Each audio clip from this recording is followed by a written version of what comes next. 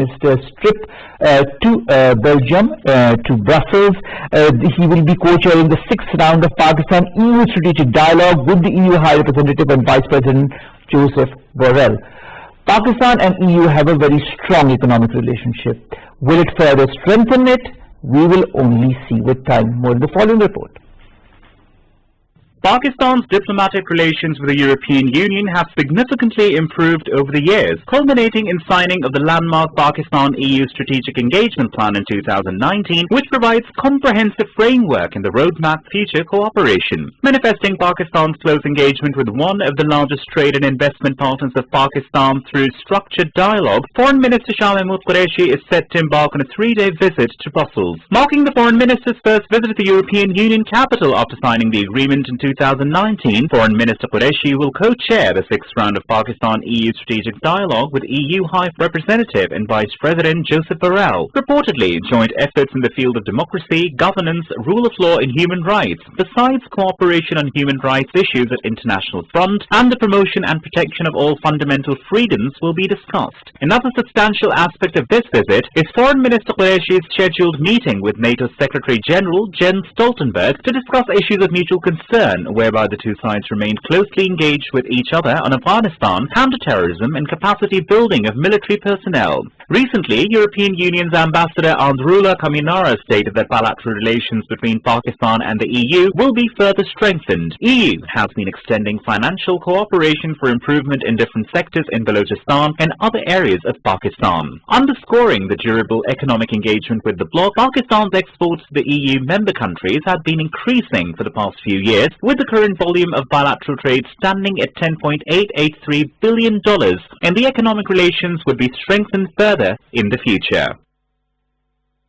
Now, to talk more about the relationship that exists between the EU and Pakistan and how that can be strengthened by the visit of our Foreign Minister, we've been joined by Faheem Sardar. He's a leading economist. Faheem sir, thank you very much to have joined us. How important is this visit in your point of view? We already have the GSP Plus, but can this visit further strengthen our ties, especially economic ties? Thank you for having me. Of course, the GSP Plus is there, and further extensions in that are expected, but we're hoping to expand our trade and services interaction with EU well beyond where it is right now. It's extremely important for us to understand that we need to build up on what we have right now and to be able to get into the non-traditional sectors, so to speak. If we have economics always goes with politics, so a lot of changes happening in our region, with a lot of European interest in this region. I think we can at least try to leverage our position very effectively, get more economic terms or better terms with Europe, EU in particular. All right, Faheem Saab, if we look at trade between Pakistan and Brussels, Pakistan and Belgium, there is a trade volume of $982 million. It's the 5th largest partner of Pakistan in the European Union. At the same time, it's also the center of what we call the EU, and also there are so many other important aspects of the relationship between Brussels and Pakistan. What do you feel needs to be highlighted by Shah Mahmood Qureshi Saab on this very visit? I think that's the billion-dollar question, not even the million-dollar question. We need to balance out our traditional with non-traditional goods and services. I am purposely bringing in services. Pakistan is perfectly poised to offer strong services in medical insurance, in IT-related services. We can offer new products and services which can be even considered exotic for example, Belgium and EU. But we have to understand a few things that when we are going to talk to them, we have to have a map. We have to have a sort of map which we sort of end upon what we already are doing, and we start to develop them. For example, when you talk about we have trade close to $1 billion, I think that's wonderful, but on one hand we need to build up on that. We need to start focusing on areas we're not focusing. For example, Eastern Europe, that's part of some of those are not possible. But we really need to start focusing on that because there's a lot of opportunities in the restaurant. All right. Now, Shaheen Qureshi, Faheem Sardar is also going to co-chair the 6th round of Pak-EU strategic dialogue with the EU High Representative and Vice President Joseph Borrell. How important a segment or a part or is economy of this strategic dialogue between any two countries, especially between Pakistan and the EU? I think minimum 50% of everything that depends on anything is economics, and this is minimum because economics tends to trump everything. Since my background is economics,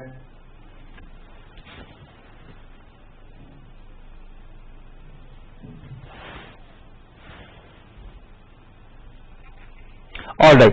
So, yes, Faheem Sahab, we are trying to, your voice is a bit breaking, but nevertheless, as far as Pakistan and EU is concerned, or Pakistan and Brussels is concerned, or Belgium, both countries do have a very sound relationship and is going to only be strengthened with this visit of Shaheen Qureshi Sahab. If you remember well, Faheem Sahab, if you can...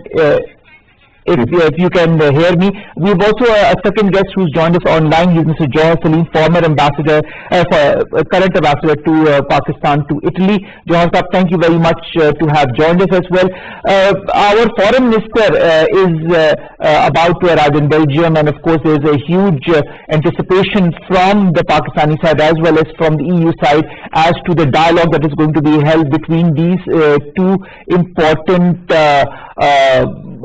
countries. Do you feel that Pakistan and EU can further strengthen their current existing ties, whether it be economy, whether it be strategy, whether it be politics?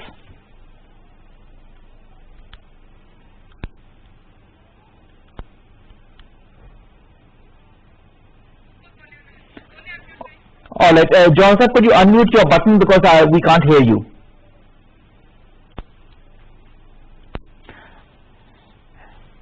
Anyways, Pakistan and EU are to further strengthen their relationship. Our Foreign Minister Shaheen Qureshi will be in Brussels for 3 days between 6th and the 8th. But Faheem Sardar Sahab, in September 2021, the EU-Pakistan Business Forum for Small and Medium Enterprises was launched. At the time, it was said that it's very important to further not only strengthen Pakistan's SME sector, but also collaborate with the EU's SME sector. Do you feel that could also be one of the topics to be discussed? I think that will certainly be one of the topics because Germany is the leading economy in the EU and Europe and the world for that matter. But one of the biggest chunks of the German economy is the SME, and that's exactly what we're focusing on in Pakistan as well. So we need to somehow try and connect the two in one way or another. But it's extremely important for us to have a broad-based, holistic view of economics, not just a one or two sector view. I'll just repeat a few things I said earlier. I'll keep it short. That when we are going to go into any discussion, economics is a critical factor because it tends to trump everything.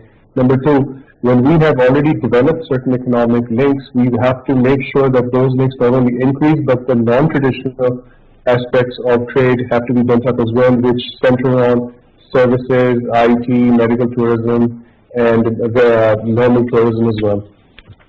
All right. Jawhar Salim sir, can you hear us now? See, I can hear you. All right, wonderful.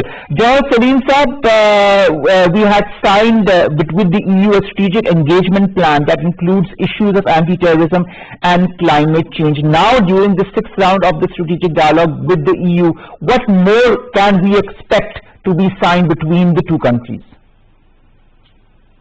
Well, first of all, our relations with the European Union, Pakistan-European Union relations is a very important relationship. The European Union is one of our largest trading partners, investment partner, as well as development cooperation partner. And also the cooperation in political sphere is very extensive. We have similar perceptions and harmony of views on a lot of international issues, and we also have engagement bilaterally with many European Union countries. I've been ambassador to some of the biggest countries within the Union. For instance, I was ambassador to Germany for 4.5 years, and now I'm ambassador to Italy for a couple of years. And I can tell you that the relations between the European Union and the European Union members and Pakistan. These are taken very seriously on both sides. Now, Pakistan, as we have been accorded this GSP Plus facility by the European Union, which has been very instrumental in enhancing our trade with the Union. And it has been beneficial for both sides. Like, for instance, the exports from the European Union, they increased by 45% after this GSP Plus facility. From our side, our exports to the Union increased by 55%. But then there is also cooperation in terms of investment partnerships. There's a lot of investment into Pakistan from the European countries. And like I said, the development cooperation, the development assistance that we get for a lot of our programs, particularly in terms of poverty alleviation, in terms of education, and many other sectors. So these are very important relationships, and there is a very frequent interaction. Our foreign ministers visit to Brussels, which is a continuity of previous such contacts, will afford a great opportunity to review the relations, and will afford an opportunity to see where the relations could be expanded, to explore new avenues of cooperation, and also to discuss important political issues. For instance, Afghanistan is always very important. For instance, what is happening in Indian illegally occupied Jammu and Kashmir, the human rights issues, they are always very important, and many other international issues.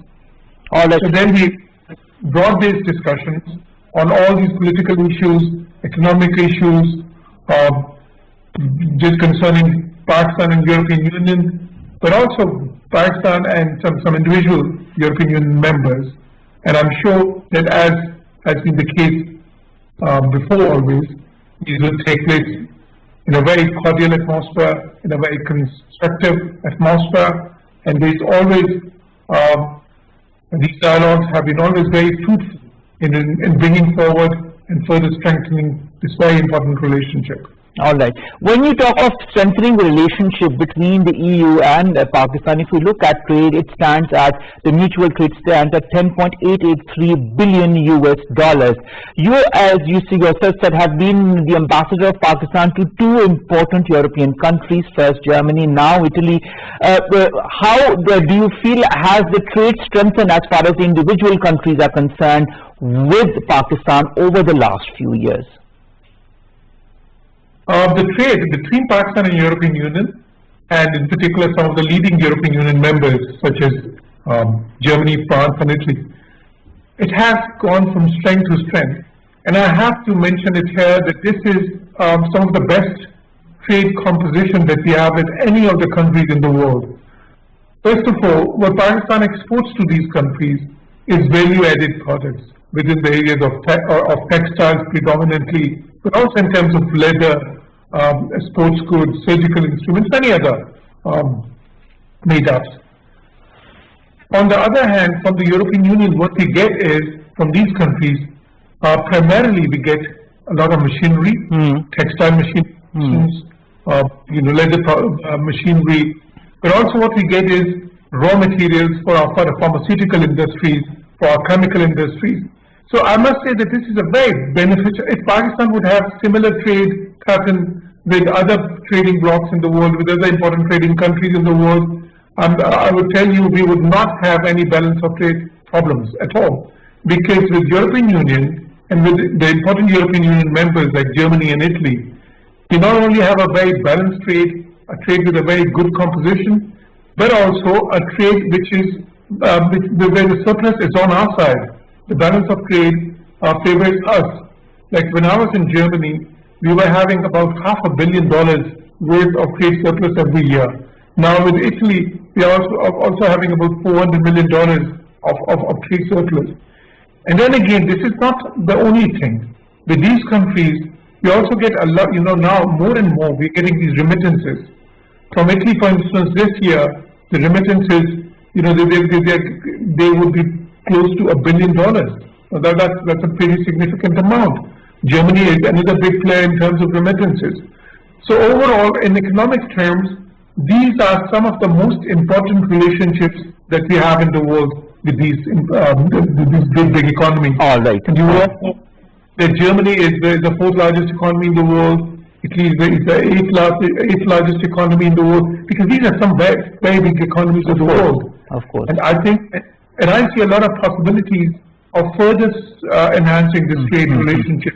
We're working on that. All and right. I can share with you a lot of possibilities exist, as you yourself said, Ambassador Saab, but I'd like to ask Faheem Sardar Saab as well. When you talk of possibilities, apart from what Ambassador Johar Salim Saab has pointed towards as far as our economic relationship is concerned, or the SMEs that are already in place as well, the relationship between the SMEs, what are the other aspects that you find, Faheem Saab, as an economist, need to be strengthened between the European Union and Pakistan? We have a lot of business that we can do, and much of that has been covered by His Excellency. But we need to really focus on services. We need to, that is like the very, it's like, I hate to use this term, it's like the low-hanging fruit, which is, we have it readily available with us, and we're sort of like breaking out of that mold right now. When it comes to IT services, when it comes to medical tourism, when it comes to normal tourism, which, you know, I mean, I believe there is a religious tourism in Pakistan as well, Sufi tourism and stuff like that. People can come to other sites as well. We have the Buddhist trail now. We have the Sikh sites as well, which we are frankly opening up to the world. So we have to take services in tandem with our goods, because we have to now start relying on services, something that we're pretty good at, to be honest. But having said that, I'm going to repeat that we have to balance things out. We have to focus on non-traditional sectors as well. For example, one which is something that we need to focus on is like pharmaceuticals. We need to focus on the export of pharmaceutical elements to other countries. Now, I mean, when we talk about Europe, rightly so, we start talking about the four biggest economies, as mentioned in our discussion. Now, when we take away, Europe is a big continent, by the way. We can focus on other countries as well. Now, I know we're talking about EU at this moment, but I would sort of like to discuss other points as well. There are many other countries that we can focus on as well. They're also part of Europe, might not be part of EU. But we need to, just in summary, we need to focus on services, and we need to focus on strengthening the existing sectors, bootstrap that to the non-traditional sectors, and then you sort of have a real cross-section of what Pakistan can offer to you. That's a very good idea. Ambassador Saab, services sector, pharmaceutical sector, other sectors that have been pointed out by Faheem, are they being worked upon between the different European countries and Pakistan? Definitely. First of all, I fully endorse what has been said. It's very true. I think we really need to focus on services now, and we have some very we have some strengths in this sector. For instance, we are one of the largest and most economical workers force in the area of ICT or IT, as you call it. We have been able to institute some cooperation in this regard. For instance, with Germany, there was this German company, Rocket.com, that had invested extensively in Pakistani startups, some very, Draz.com, for instance, some others. There were some other German companies as well who were interested. With Italy as well, we see more and more of this cooperation.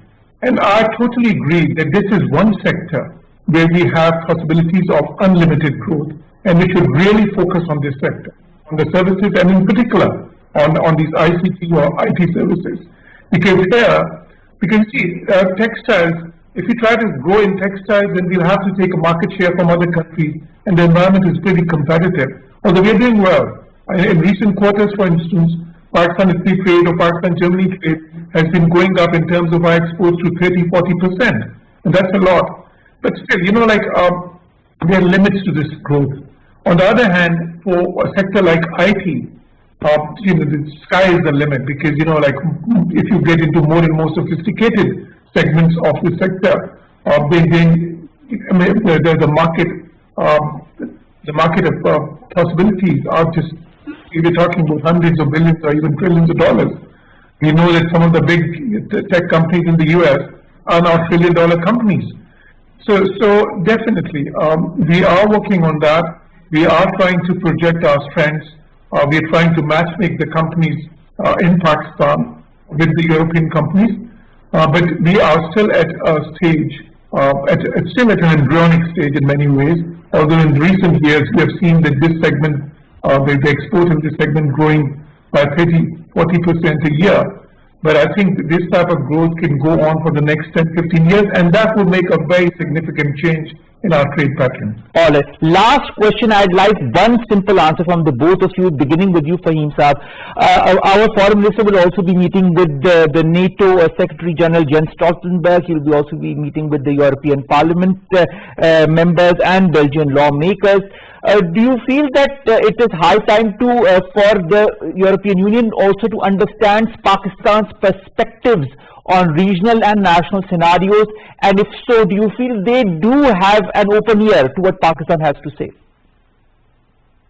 Definitely, I think it's. Oh, sorry, please go ahead. No, please go ahead. I'll begin with you, Ambassador Saab. Let's begin with you. You are our representative in Italy right now. Thank you. First of all, I think it's very important, definitely, because sometimes the European Union and other Western countries as well, such as the US, and when they are taking into consideration their priorities or their perspectives on things, in particular concerning our region, our part of the world, sometimes they don't take into consideration our priorities, our perspective, to the extent they should. And the parameters within which we are working. Of course. There is definitely a need for a better understanding in this regard. In Pakistan, diplomatically, we have been striving for that. Our foreign minister has been very active on this front, and of course our other diplomats as well. But still, I think there is, and that is why you see this visit taking place, and you'll see more and more visits. There have been a number of foreign ministers from European Union who visited Pakistan recently. For instance, the German foreign minister was there. For instance, the Italian foreign minister was there. Many other foreign ministers from the European Union were there. So all these visits provide those opportunities. And I see that there is, gradually, there is like a better, not understanding, but at least, an appreciation that Pakistan's concerns have to be taken into consideration as well within the European Union. We need to focus, because there are still a lot of misperceptions. For instance, in the area of human rights, there were... There's a huge need for also the countries of the European Union to understand Pakistan's perspective. I hope this is a step in the right direction. Faheem Saab, last comment, very short. What is your take on this? I think I'll give a very biased answer because I bring finance and economics into everything. I say use economics and finance to talk to them. Let's open up doors, let's build up, because they are Europe, we're South Asia, we think differently, but to converge our ideas where we can, I think let's use economics and finance. Thank you very much, Excellency Johar Salim Saab, Pakistan's ambassador to Italy, and also Faheem Sardar Saab, leading economist from Pakistan, to have shared with us your points of views as far as Pakistan-EU cooperation is concerned and how that can further be strengthened with the current visit of our Foreign Minister Shah Mahmood Qureshi Saab.